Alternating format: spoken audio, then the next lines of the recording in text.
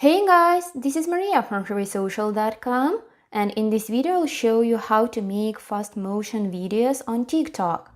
If you want to quickly show a lot of important details, keep in mind that TikTok lets you speed up videos you record and consequently create fast motion videos.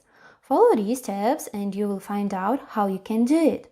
Log into TikTok, click on the plus icon at the bottom of the screen.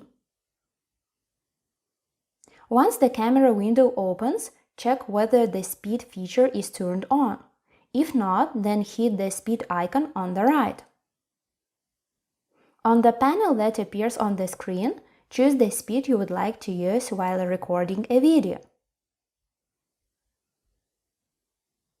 After that, press on the button in order to record a video.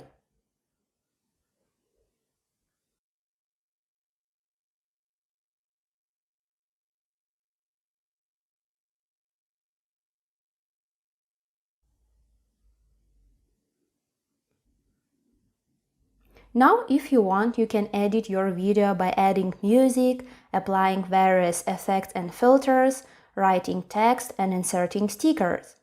When your video is ready, hit the next button. Now the only thing left to do is to upload the video, so simply tap the post button. That's it.